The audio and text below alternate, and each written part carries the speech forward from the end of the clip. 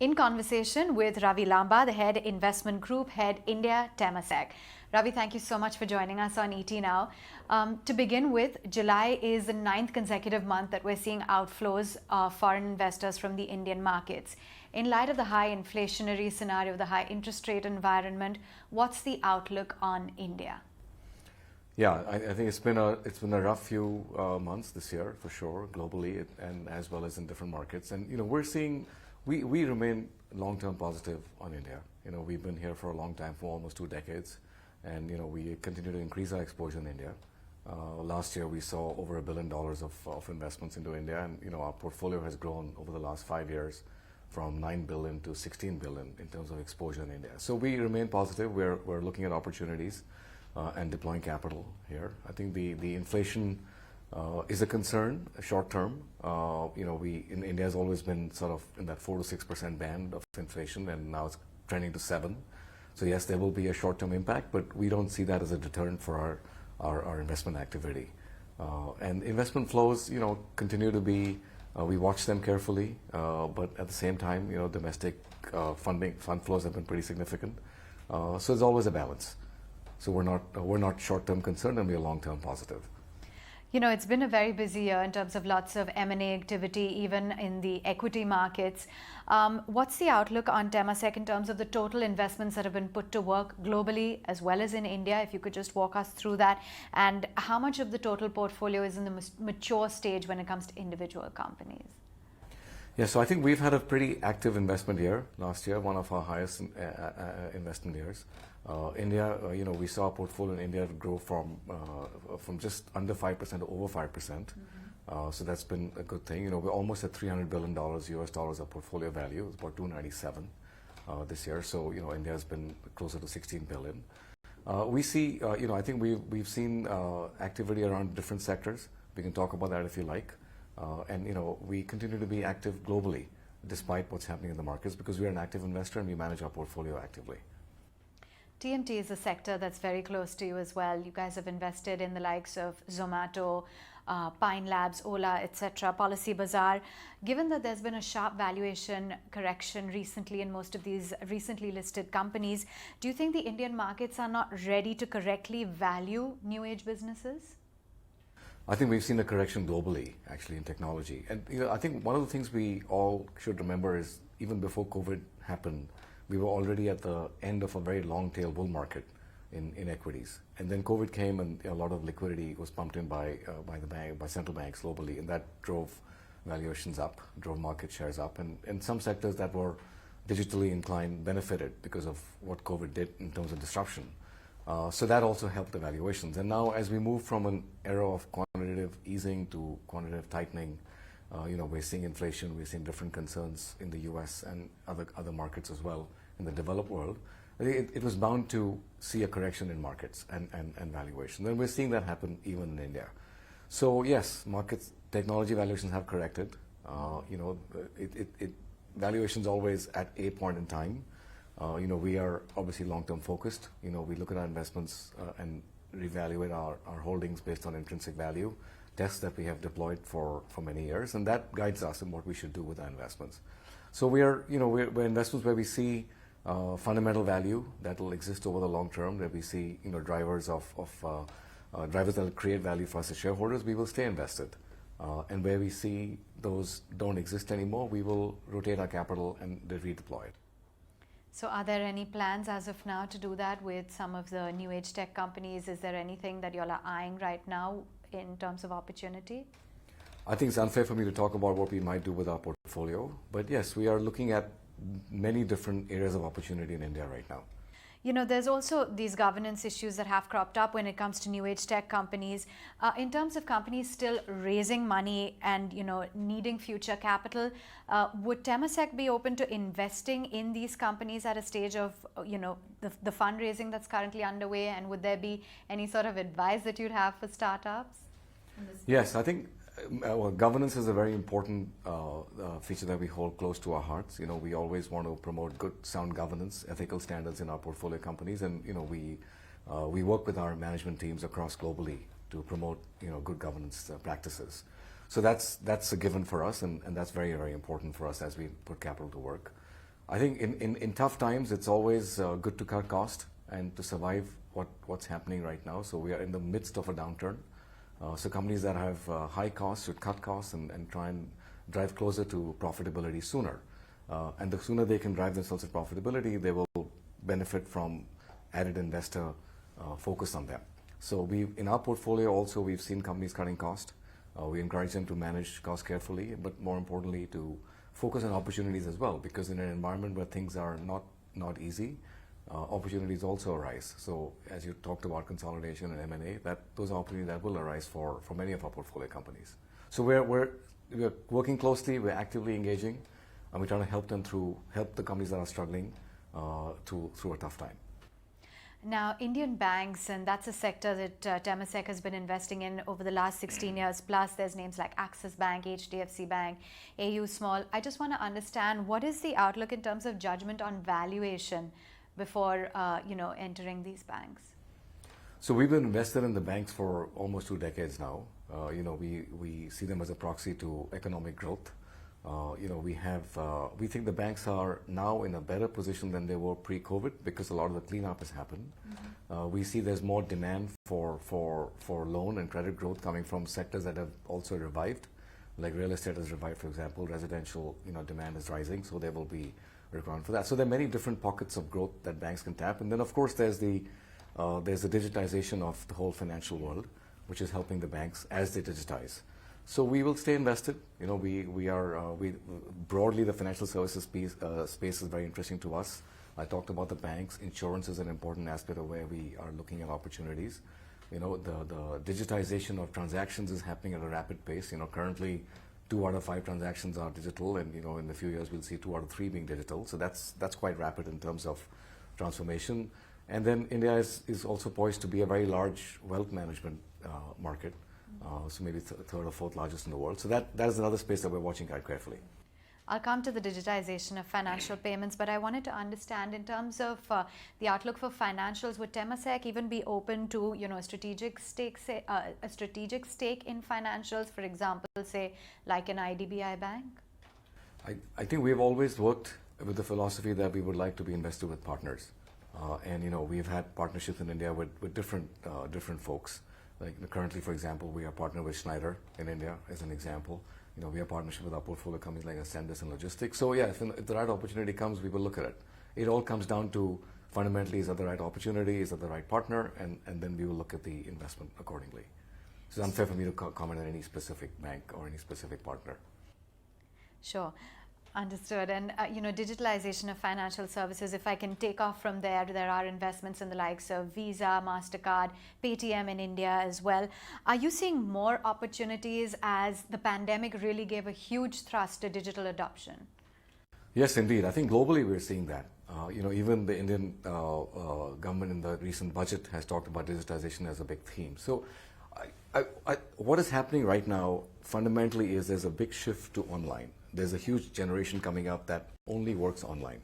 Mm-hmm. So things that we used to do in the physical world will more and more happen online, which is all being empowered by digitization. Digitization is happening in financial services, it's happening in healthcare, happening in agri, across every sector we know.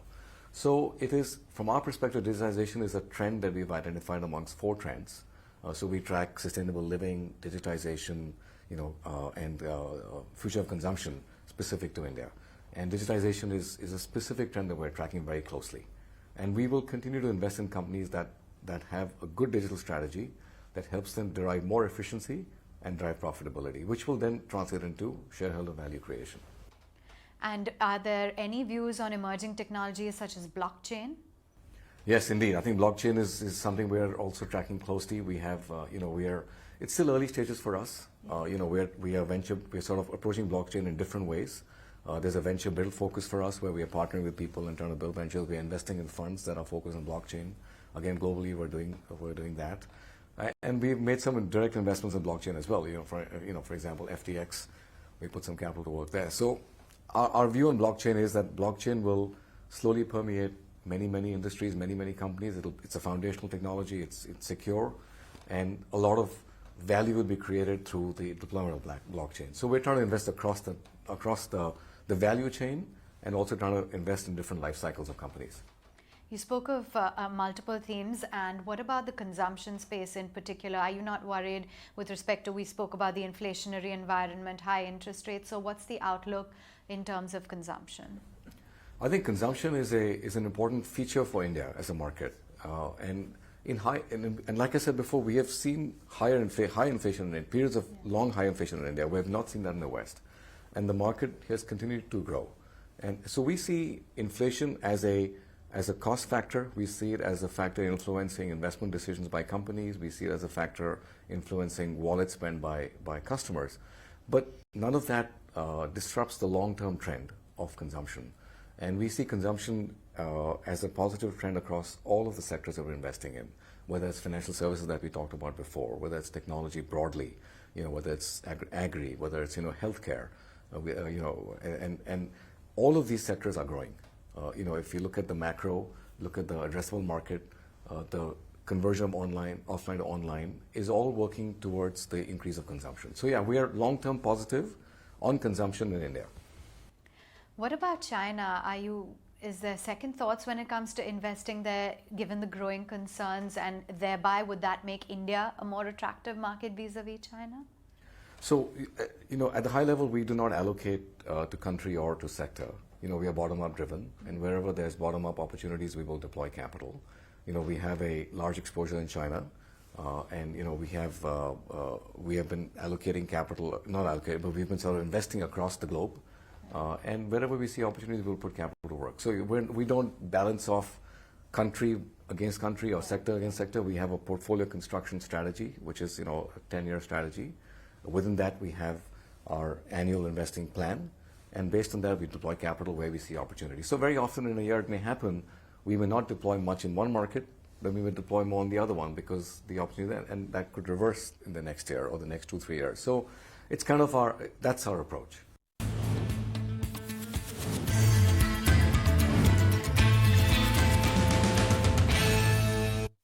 Speaking of individual sectors, agri and agri-tech, which you touched upon, can you just walk us through some of the recent investments made? And is this going to be one of the key focal areas for Temasek? Yes, we started tracking agri-tech a few years ago in India specifically. Globally, of course, agri is a big component of what we've been doing. So globally, we've done different things in agri. We've invested in the micro-irrigation chain through Licious, which also recently has bought the chain irrigation piece for India. And that's a big theme for us in terms of micro-irrigation. We've invested in alternative proteins, for example, in plant-based meat, et cetera, so in Impossible Foods and different other companies.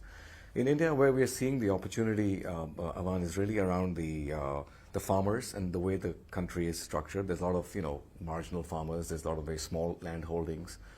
They don't have much bargaining power, and they ultimately land up, being subject to volatility in prices, et cetera, that happen in the agri space.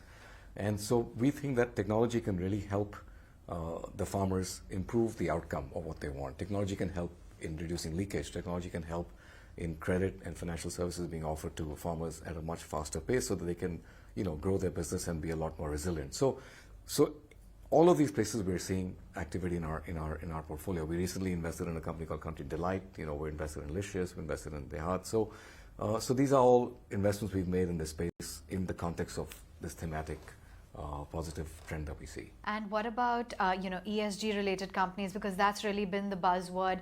Is that something that you'd look at very closely? ESG is core to what we do. We have a team focused on ESG. We have partnerships in the broad area of ESG. We have JVs with different names like BlackRock and others, where we have a decarbonization effort. We are focused on reducing our own carbon emissions in our own portfolio over the next 15 to 25 years, and we've set our targets, which are publicly well known in terms of getting to carbon neutral and net zero. We also have a focus on investments that we make that need to be ESG compliant. So if an investment does not meet our ESG standards, then we will not invest in that. At the same time, we are working with companies that we've already invested to help them improve their ESG outcomes so they can also transform. So we have different layers of ESG approach. We have an internal cost to our investments as well on carbon. So we have a $50 price that we will charge internally for our own investments, so they can be more ESG compliant. So it's a journey for us. It's an important focus for us, And all I can say is that we are focused on trying to make our capital work and our portfolios work for a better and a cleaner planet. And when it comes to the overall CapEx theme, I mean, there is exposure to transportation and industrialists. And after a very long lull, we're finally seeing things on ground picking up. The government as well has, put in a lot of capital to work within the entire infrastructure space. How are you looking at initiatives that have been taken by the Indian government on this front, and what's the outlook on the CapEx theme? We're not large investors in infrastructure. That's not our mandate in terms of where we focus our investment focus. But infrastructure is an important part of the growth of the economy for sure. The government obviously has been deploying capital, and many funds who are focused on infrastructure too, and we are seeing the benefits of that in our portfolio. So just in terms of emerging opportunities within transportation and industrials, what has been the rationale with respect to the India investments that you have, the likes of Maruti, L&T, GMR, etc.? So again, it'd be unfair to talk about any particular company, but I think from the perspective of positive impact on infrastructure developments, I think all of these companies will benefit. Of course, there's an element of timing, and there's an element of we've invested in these businesses, and they continue to be important for us. Healthcare is also a particular area of focus. There's the platform as well that you have, which has invested in a number of healthcare companies. How much potential do you see within the entire healthcare space? It's one of the sectors that we really track closely. Healthcare is an important requirement of the country's needs. We saw that in COVID as well. I mean, there's clearly, you can do a lot more to improve healthcare facilities. So we are focused on healthcare services in a few ways. One is from the perspective of healthcare services, hospitals, etc. In the hospital space, if I can call it that, we made some investments in some minority stakes in some companies. We invested in Vedanta, we invested in Manipal, and we've got a healthcare platform called Shares out of Singapore, which is focused on building a healthcare platform across Asia and beyond Asia too. So Shares has also has activities in India. And we've bought recently a company in the East called Medica, so through Shares, which we control. So I think our plan for healthcare services is to continue to deploy capital and build a preeminent healthcare services platform in the country. At the same time, we've also focused on different aspects of the healthcare space. We've got investments in distribution, e-pharmacy, in like PharmEasy, for example. We've got investments in pharmaceutical companies like Intas. So it's across the space. We see this as a positive trend. It contributes to our trend of sustainable living that we track very closely globally. India fits very well into that trend as well. Are there any emerging sectors going forward, say over the next 5 years, that Temasek is looking at to put money into for the long haul? Yes, I think there are sectors that we find interesting. Blockchain we talked about already. We think that's exciting. We continue to think cyber security is exciting, even though it's been around a long time. But as everything moves to the digital world, as everything gets digitized, cyber is going to be a very important aspect of what happens there. We are tracking the early development of SaaS businesses out of in software as a service out of India. This has obviously been a big theme in the US and Europe, but India is seeing an emergence of that, and we think that sort of B2B enterprise, offering that Indian companies will need over time will become very significant. So we track that very closely. The other theme that we're very excited about is the startup ecosystem in India.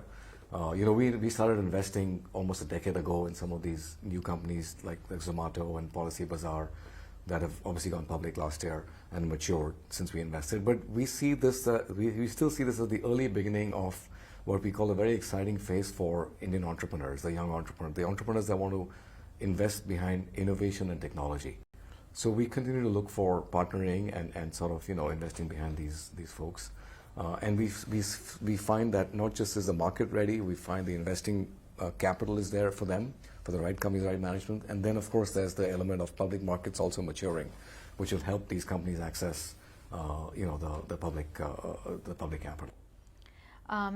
In terms of the direct investments for Temasek right now, if you could just break it down for us sector-wise, what has the majority in India when it comes to the portfolio, and which are some of the other sectors as you flagged off that you'd look at?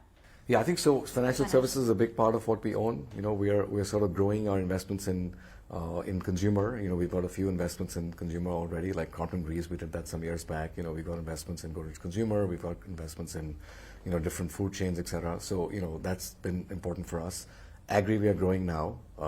Transport logistics, we have obviously an exposure, and then broadly in technology. And if you put all that together, that'll constitute, out of our direct portfolio, almost 85% of our direct portfolio. You spoke about new age tech and companies that you're invested in, but I just wanted to get in your thoughts on some of the recent IPOs that we've seen of these companies, how they've fared so far. Yes, look, the IPO, I look at the IPO as one event in the life cycle of a company. It's not the be-all and the end-all. And it's important to get the IPO right because it's a very high public signature event, and a lot of people focus on what happens in an IPO, where the share goes, and how it trades, etc. And clearly the IPOs that happened last year were hit by, the global meltdown of equity markets. Our view on the companies that have got listed or the ones that will get listed, and maybe will get delayed because of what's happening right now, is simply that we want to stay invested in companies that fundamentally are strong, meet our intrinsic value test. We think that the management and the business is well positioned to return the kind of returns we expect, and we'll stay invested in them. And when the IPO happens, so be it. And we will take some money off the table if we want to recycle the capital, as we always do, and we are very actively doing that across the board. And sometimes we will stay invested because we think the opportunity is still pretty significant. So I think because we are long-term oriented, we look at the IPO as an event. We don't worry about it as much. We don't look at the short term. We are more focused on the long term. It's not the be-all and end-all, as you said. Yes, correct, yes. Yeah. And finally, Ravi, as of now, about over 5% exposure to underlying assets in India. What do the next 5 to 10 years look like in terms of the investment strategy for Temasek globally as well as in India? So, yes, so globally we are cautious right now in this current environment, so we are being careful. This is a period of high uncertainty from different perspectives. We talked about inflation, we talked about what's happening in the US. There's obviously uncertainty through geopolitical events that are happening. So in the next 12, 18 months, I think we'll continue to be cautious. At the same time, we are actively tracking our portfolio. We're putting capital to work in businesses that will need capital and long term will be resilient. We're trying to create a portfolio that's very resilient for the long term. And this has kind of been our focus always. In good times and bad times, our portfolio should yield a positive result in a resilient manner. And that's how we will look at it globally. I think in India, as I said before, we were 9 billion of portfolio exposure in India back 5 years ago. Now we're at 16. We've been deploying over $1 billion a year. Last year was, over that number as well. And we hope that we can continue to increase exposure to India because of a few reasons. One is we are positive on India as a long-term positive. We like the macro. We like the opportunities set in the sectors we talked about. So I think we look forward to increasing our efforts here. I know I said it was my last question, but if I may, Ravi, I'm sure the street is curious to understand your take as well. You've spoken about in the last 10 years, emerging opportunities in startups. Any advice for founders or companies who are looking to garner investments from the likes of Temasek? I think it's quite simple, actually. What do we look for? We look for sound governance practices, right? We want businesses to be complying with regulations. That's a given. We look for strong management teams. We would like companies that continue to be unprofitable to increase and accelerate their path to profitability, especially in hard times because it gets more difficult to attract capital. And it's always important for a company to get to that profitable stage because then they can fund the business with internal cash and funding that they generate as against having to rely on equity capital, which is not a good place to be for the long term. So yeah, I think ultimately focused on the right addressable market and building a business that's resilient, being innovative and focusing on technology to help you drive that innovation is quite important to us. It's been a pleasure interacting with you. Thank you so much for joining us. Thank you.